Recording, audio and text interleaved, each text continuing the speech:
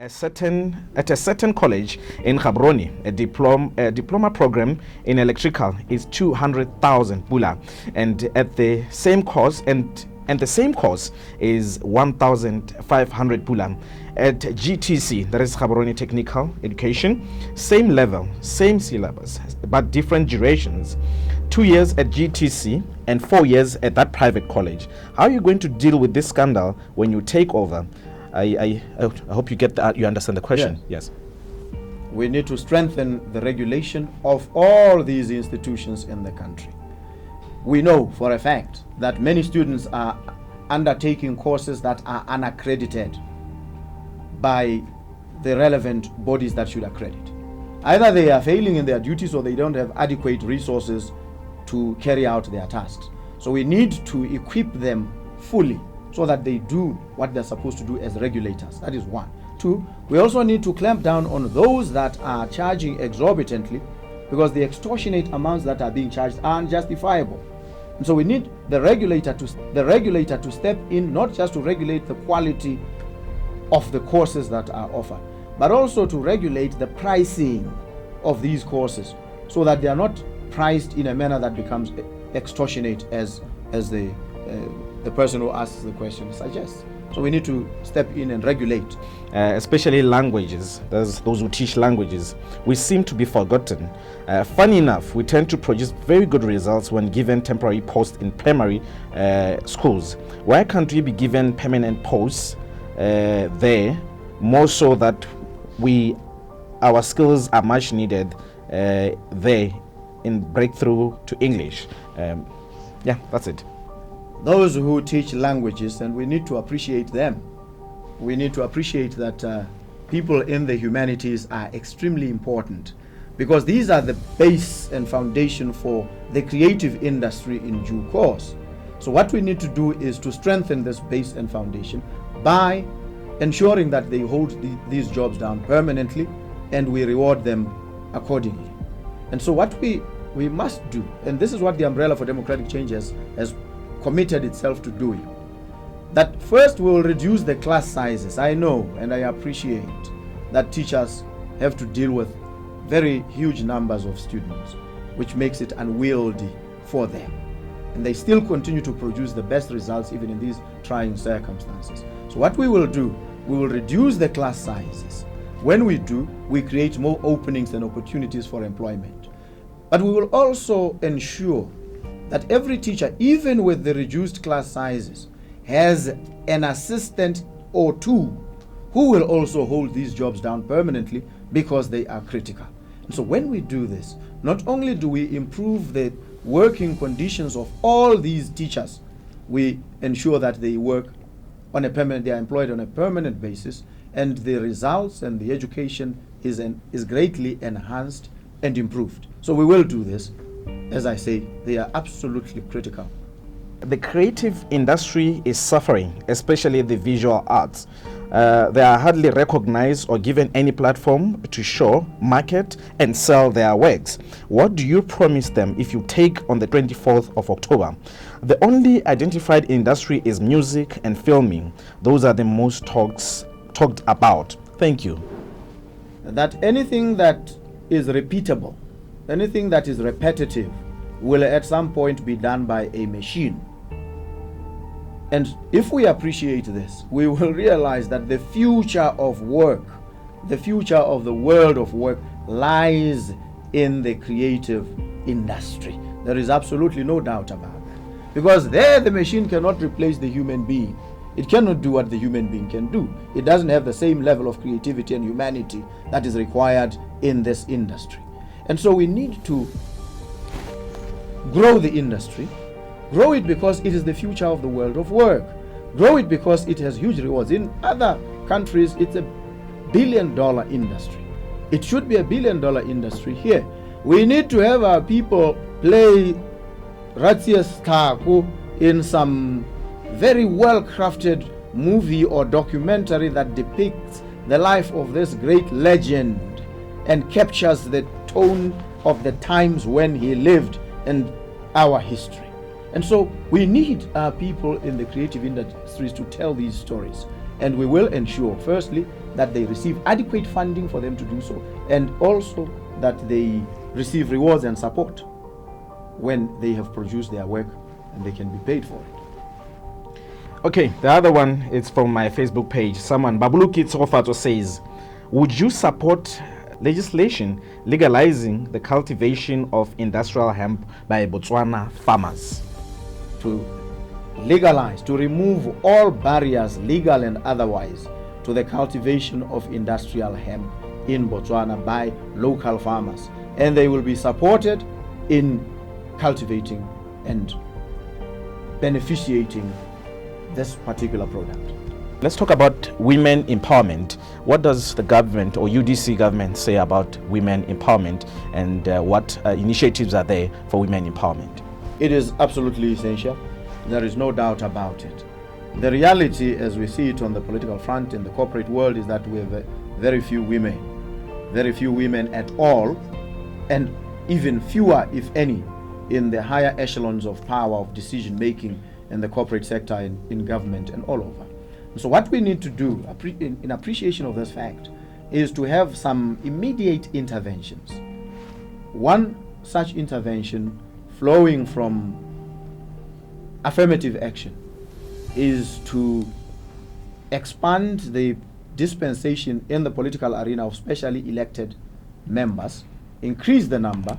My view is that we should have 25 specially elected members of parliament, 20 of whom are exclusively women and young women, and then the 5 be open to men, but women must be considered as well. When you do that, you make them visible. You then begin to inspire the girl child to aspire for some of these positions. It's very important. In the corporate world, we need to devise a structured program of mentorship where young women, promising professional women, are mentored and then engrafted into the corporate world. This is what we would need to do. For the Philippines route, the Philippines route is harsh. It's to eliminate, to remove from society, sometimes in extra legal or illegal means. So we cannot go that route. What we will do rather is to appreciate the causes and the origins of crime. They have to do with unemployment, with the lack of opportunities in our society. So we need an intervention that addresses unemployment, which are the structural causes of crime. And we also need to deploy our people to do visible policing. If you take the example of the Netherlands, where the crime levels are the lowest in the world, and they've had to close down some prisons, what is it that they are doing? They have visible policing. You can't walk a mile or less without encountering a policeman or somebody on patrol. And so anybody who would be disposed to doing crime obviously makes a calculation. What are the chances of detection and arrest? And if those chances are low, then crime will be high. But if the chances of arrest, detection are very high, then the incidences of crime will generally be reduced. But we need to address it in a holistic manner. Do these interventions, visible policing, but also ensure that our people get access to jobs and get paid well, so that they don't have any incentive to do crime. There's no need for it. Their dignity is restored. They are then able to live meaningful and dignified lives. Most of the companies are underpaying, I agree. Most of them are making huge profits, which is also a fact. And the problem is that these profits are not being equitably distributed. They go into the pockets of the shareholders or the owners of the company or the management. We want a situation where some of these profits actually go into the pockets of the employees and pay them a living wage and pay them decent salaries and benefits. Why is it important? Even for the company, it is important because then you have low staff turnover, and the training and recruitment costs therefore are saved, and they contribute to the bottom line of the company. It is very, very important. Secondly, which is also very, very crucial, when you pay employees well, wherever you are, they become more productive, and your profits will actually increase, and you will distribute them equitably. So you will make more from paying these employees better. And so It is unworkable. What is happening now is unworkable, and will ensure that companies pay better. Where the company is struggling, because let me make this very, very clear to the people of this country. The obligation to ensure that our people are paid well, that responsibility lies with government. And so government must not divest itself of this responsibility by throwing it to the companies. Government must ensure they pay well. Where they are unable to, government must step in. And how does government step in? Government steps in by either reducing their taxes so that they plow these taxes into the salaries of these employees, or some other intervention. But whatever happens, the end game is our people must be paid better, even in these private companies. The other question that came, of course, from Twitter earlier was about Botswana that are abroad, that have left the country, of course, to seek greener pastures. What are you going to do with those Botswana for them to come back home? And the reason they are able to operate in those countries where they are is because they have skills. They have skills that are highly sought. They have skills that are marketable. And they have skills that attract huge reward. That is one aspect. The second aspect is this. It is not always for the salaries and emoluments that they leave the country. It is also because in some of the institutions where they otherwise would work, they are not exposed to the kind of technology that they need to develop for their own self-development as professionals. And so we need to also, as a country, tap into ICT and ensure that we have an ICT architecture or environment in our country that conduces to having these professionals return and also to develop even better. So we will put in place a suite of incentives for them. One, to reward them appropriately for the skills that they have, because we need these skills desperately here, and it would be extremely useful to have these skills given by our own people. And then we also develop the work environment, their conditions of work, so that they are more attractive and they can then come back. We want them back, and we want them back so that they don't come here and be exploited. They don't come here and get poor and poorer. They come here to work, to serve, but also to receive rewards for their service that enable them to live decent lives. Botswana has been doing well in some sporting codes, in some sports code like athletics, boxing and karate. What is your government going to do to ensure that sport is supported financially? What we will need is to engage with the private sector in a manner that enables government and the private sector to have a jointly held and administered fund which finances the development of sport from the grassroots all the way to a professional level. And this government can do by affording or providing incentives, tax and other incentives to companies that put in money towards the development of sport. And so we need to do this. We need to do this for soccer. We know our sports people, I know many soccer players, many of whom are my friends, and I've played a bit of soccer myself. But all of them retire into poverty. We need to make sure that sport and the sporting career is very short. By the age of 30, 33, 34, at your luckiest, you should be planning to retire. So we need to make sure that they are able to get sufficient compensation for their skills while they are still able to play, and then they can retire into some structured arrangement where they become commentators, they become coaches, they become mentors, and they do this not for free, for reward, for meaningful reward. What's your position and that of the UDC on issues of dual citizenship? Many citizens are residing abroad, married to foreigners, and have children who are born abroad. What will UDC government do? We will take to its logical conclusion the discussion that began in Parliament, in the last Parliament, about dual citizenship. We need this because even these citizens who reside in other countries and then are left with no option but to take the citizenships of those countries, still have relatives here. We need to create an environment for them where they are able to travel freely as citizens of Botswana, holding dual or multiple citizenships for that matter, entitled to the benefits of a citizen even as they reside abroad. Because one of the benefits that they are able to deploy in favor of this economy are their remittances, as they send money back, as they support initiatives here and support members of their families. This is very important. And in a lot of economies, you will find that people who are out in the diaspora earning in dollars and pounds are the ones who are sustaining the local economies of those countries through their remittances. So we need to recognize and acknowledge them and ensure that we award them. What is the position of the UDC in regards to the church? UDC yarenga dikereke. You know, because I'm a lawyer, one of the considerations in relation to bail, for instance, is what we call community ties. Does the person have community ties? Is he a flight risk?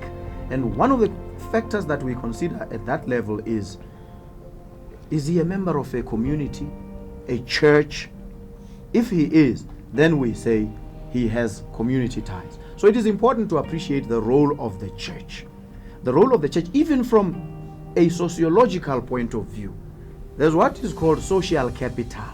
These networks, these micro networks of connections in communities that enable people to live as a community. The church plays a very, very important role in that regard. That is the first. And so we need to acknowledge the role of the church.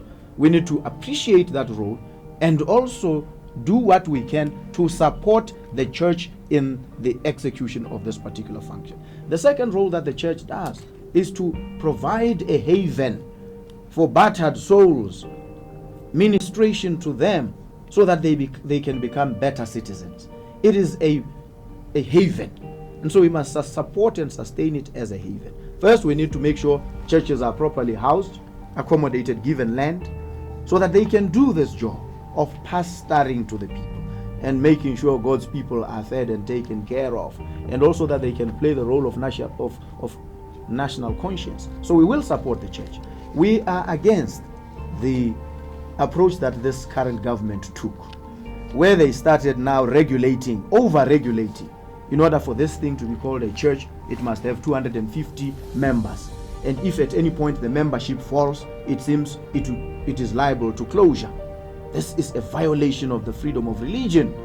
It is something that must not be done. And this government has done it. This ruling party has done it. This ruling party is an enemy of religion. It is an enemy of the church.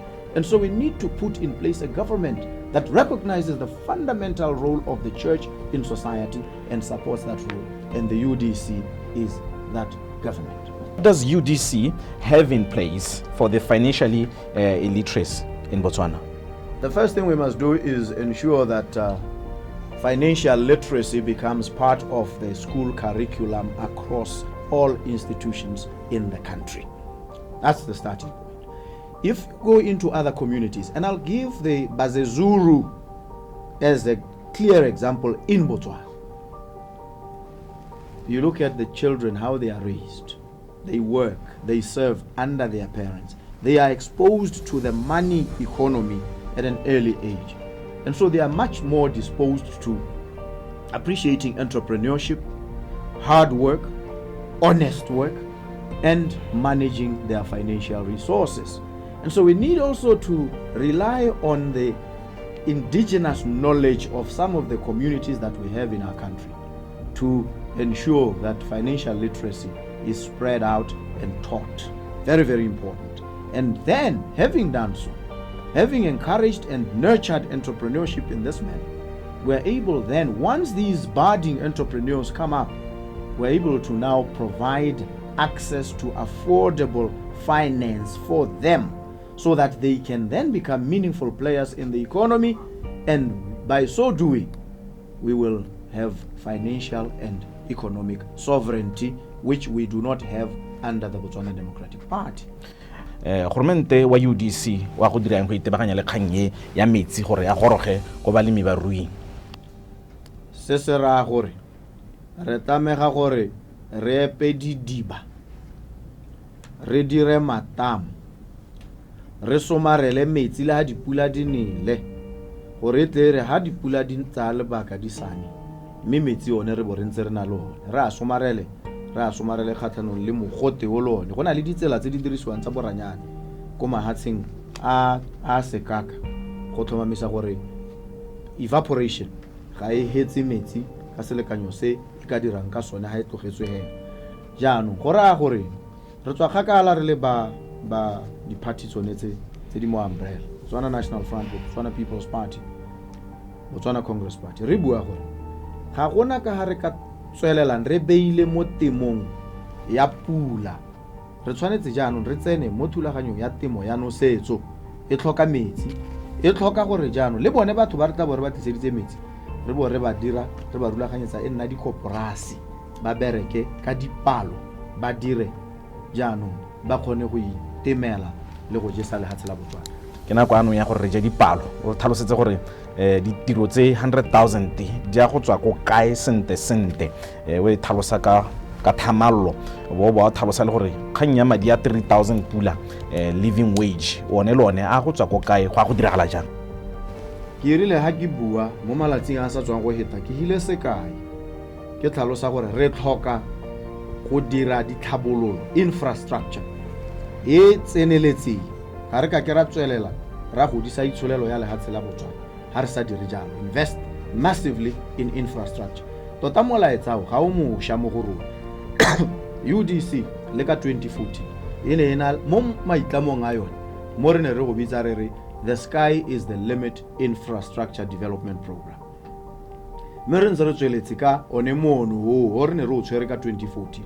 re bua ka massive and aggressive investment in infrastructure development go raya gore tshwanetse re ne le ditsela tsa maemo a ntlha tsela e ya A1 ga e sa tlholo yaanong re dual carriage re batla mela e hetang e mebedi ka gale ka gore transportation e kgone go tsamaya go sena dikgoreletsi ebile le dikotsi di fokotsega so sana re buile ka railroad transportation mma ke tsene mo go yone ka gore ke gona ke supileng gore bontsi ja ditiro mo dingwageng tsa ntlha tse 5 ditiro di a go tswa gone ha o tsa tsela o tsenya seporo o tswa mo Setsi o ya ka Zungula ke 367 kilometers e heta ka Nata e heta ka Lesoma e heta ka Pandamatenga ya go tsena ko ka Zungula ha o dira jalo o boa o itse o gakologelwa gore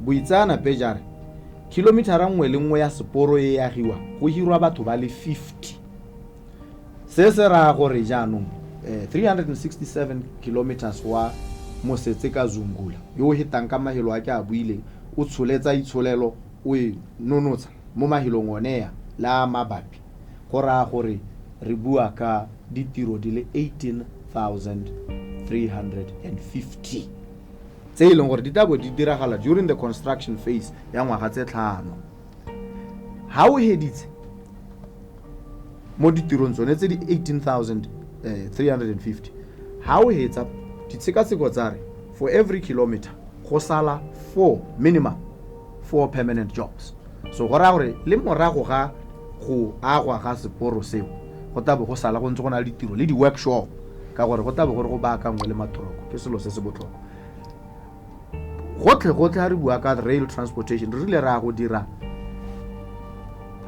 seporo se sesha sa selekanyo sa 1,637 kilometers re tsentse Transkalahadi ya 900 kilometers e na le di underpass gore diphologolo di kgone go heta ka tlase ga yone e na le di sound barriers gore modumo o hokotsege go ska ga toga ga tshwenyana le tikologo le diphologolo ha re kopanya dikilometara tse re tla di dira tse di 1,637 re lebeletse gore for every kilometer o hira batho ba le 50 during construction re bua ka ditiro hela mo go yone e le no se hela di le 83,650 mo ngwageng tsa ntlha tse 5 ke gore ke ditiro tse di tabone di berekwa ngwaga tse 5 go sena le haile mathata yana tsa gore ditiro tse di bo di duela ga go toga di duele living wage ya 3,000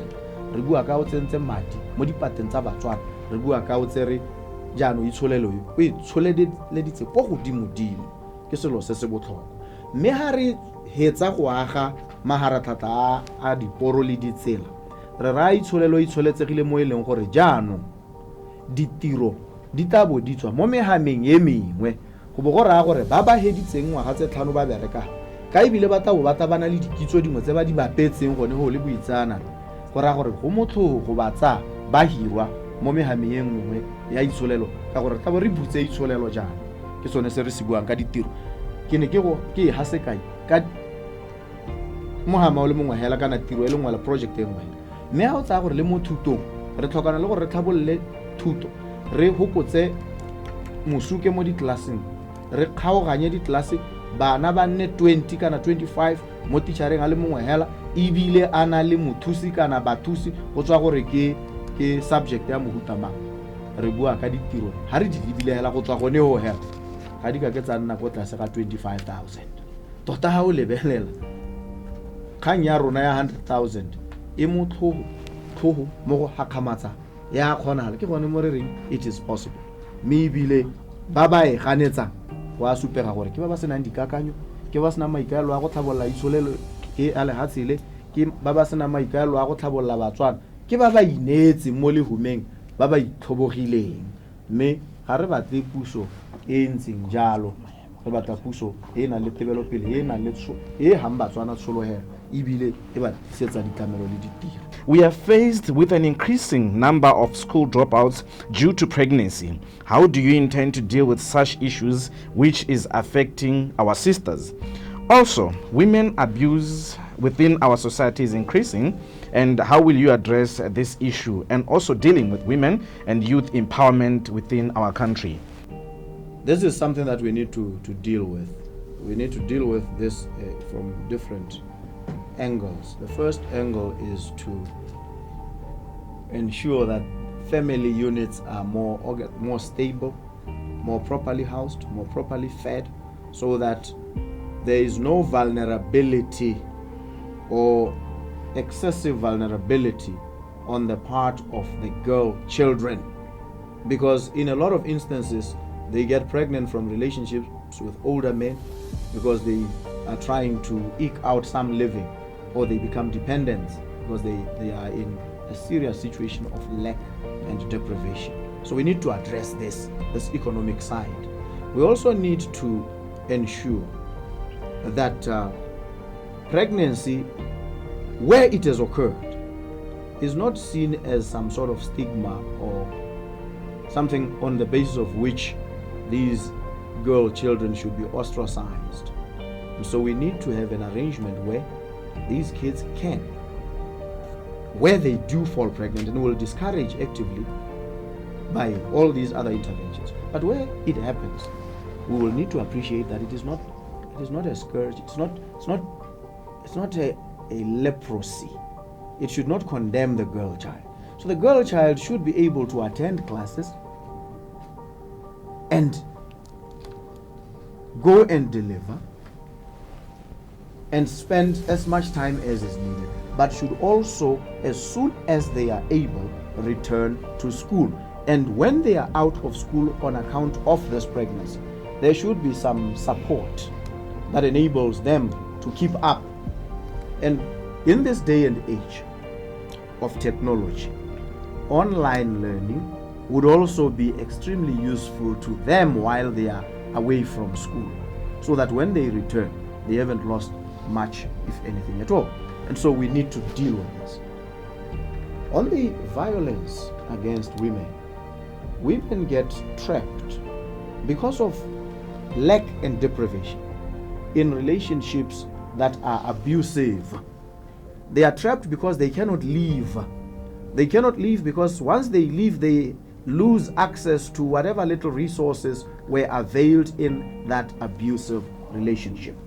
And so when you empower the woman in society, you are liberating them from the shackles of abusive relationships.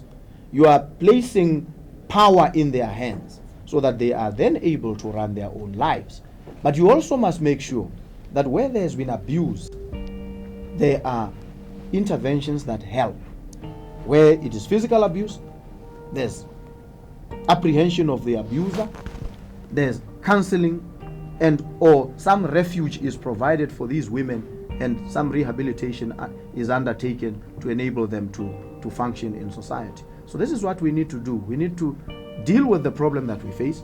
We need to deal with the causes of the problem so that we are able to arrest the situation and to prevent any recurrences of the abuse. At the end gongwe gona le kgang ele gore ke ntse ke bona e kgabola thata ele gore ka se ke re ithokomolose bangwe ba botsa gore botsalano ja gago o ntse o buile thata le maloba kana kwa debate gore e ka re itsholelo ya rona e mo diateng tsa ba tswakwa rona re setse la re iphuthire re ba bereke kana makgoba a ba tswakwa jaanong potso e ba e botsang ke gore gona le kgang e nnang ntse e tswa gantsintsi ya botsalano ja gago le resonate moti ba batla go bothaloganya gore botsalano ja lona bo ela ha kae mo kgang e ntseng jalo le gore gona le sengwe se ba ntseng ba se bona mo metsweding ya dikgang ebe go bohelong re kopa gore o summarize gore manane wa lona kana maitamo a lona le party ya UDC a reng yo mongwe kgantile ona rona re kopa go itse tautona re itse le rragwe mono mme ano re batla go itse go heta hong